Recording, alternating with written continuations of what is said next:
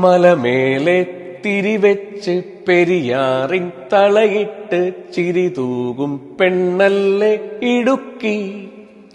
ആ ചിരിതൂകും അത്ര ശരിയായില്ലെന്ന് എനിക്കറിയാം. മലയാളത്തിന്റെ പ്രിയ കവി റഫീഖ് അഹമ്മദ് ഇടുക്കിയെപ്പറ്റി എഴുതിയ മനോഹരമായ വരിയാണിത്.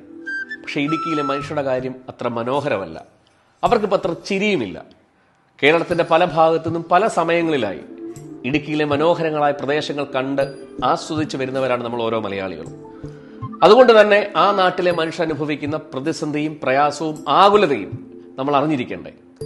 അനാവശ്യമായ നിയമങ്ങൾ ഉണ്ടാക്കി ഒറ്റ ദിവസം കൊണ്ട് തങ്ങളുടെ കൃഷിഭൂമി വനഭൂമിയാക്കി മാറ്റുന്ന വനം വകുപ്പും ഭരണ സംവിധാനവും, കപടമായിട്ടുള്ള വന്യജീവി സ്നേഹം പറഞ്ഞ് പരിസ്ഥിതി വാദം പറഞ്ഞ് ആ നാട്ടിലെ മനുഷ്യരെ കുടിയേറ്റക്കാരും കയ്യേറ്റക്കാരുമായി ചിത്രീകരിക്കുന്ന ഈ നാട്ടിലെ ഭരണ സംവിധാനം, ഈ സംവിധാനങ്ങളെല്ലാം ചേർന്ന് ആ മനുഷ്യരെ ഇല്ലായ്മപ്പെടുത്തുമ്പോൾ അവർക്കൊപ്പം നിൽക്കേണ്ട ബാധ്യത നമുക്ക് ഓരോ മലയാളികൾക്കുമുണ്ട്.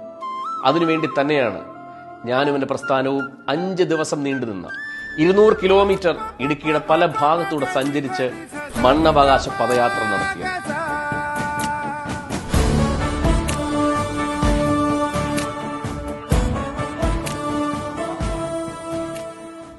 ഏത് നിയമത്തിന്റെ പേരിലാണെങ്കിലും, എന്ത് വ്യാഖ്യാനത്തിന്റെ പേരിലാണെങ്കിലും, ഇനി ഏത് കോടതി തമ്പുരാൻ പറഞ്ഞതിന്റെ പേരിലാണെങ്കിലും ഈ നാട്ടിൽ നിന്ന് കുടിയിറക്കപ്പെടാൻ ഒരൊറ്റ കർഷകരെയും അനുവദിക്കാത്ത രീതിയിലുള്ള നയം മാത്രമാണ് ആ പാർട്ടിക്കുള്ളത്. അല്ലാതെ ഞങ്ങള് ഇടുക്കിയിൽ വന്നിട്ട് പ്രസംഗിച്ചിട്ട് ഇവിടെ കർഷകരെ ഉദ്ബോധിപ്പിച്ച് കർഷകരുടെ ജീവിതമാണ് ഞങ്ങളുടെ ജീവിതം എന്ന് പറഞ്ഞിട്ട് ഇവിടെ നേരെ എറണാകുളത്ത് വന്നിട്ട് അവിടെ ചെന്ന് പരിസ്ഥിതി സ്നേഹികളുടെ സമ്മേളനം ഉദ്ഘാടനം ചെയ്യും.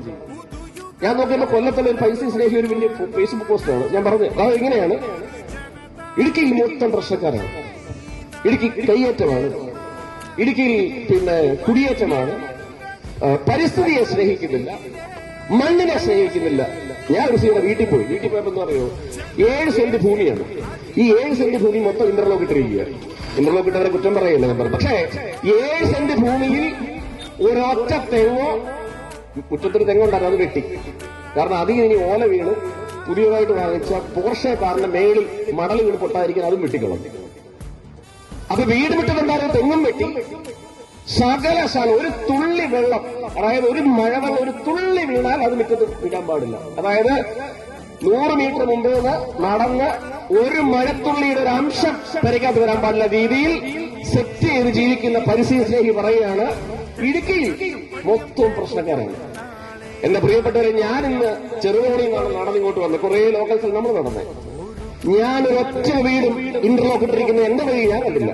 ഞാൻ ശ്രദ്ധിച്ചോ, ഞാൻ വെറുതെ പറയില്ല. ഞാൻ ഈ നടന്നു വന്ന സമയത്ത് ഇന്റർലോക്ക് ഇട്ട് ചുറ്റുമതിൽ കെട്ടി ഒരു മരത്തൈ പോലും ഇല്ലാത്ത ഒരൊറ്റ ഇടുക്കിക്കാരനെയും ഞാൻ ചെറുതോണി ഞാൻ കണ്ടില്ല. അതായത് അവനിപ്പോഴും മരത്തെ സ്നേഹിക്കുന്നവനാ, അവനിപ്പോഴും മണ്ണിനെ സ്നേഹിക്കുന്നവനാ, അവനിപ്പോഴും മഴയെ സ്നേഹിക്കുന്നവനാ, അവനിപ്പോഴും മഴവെള്ളത്തെ സ്നേഹിക്കുന്നവനാ, അവൻ പ്രകൃതിയെ സ്നേഹിക്കുന്നവനാ. പിന്നെ അവൻ എന്തോ വേണം?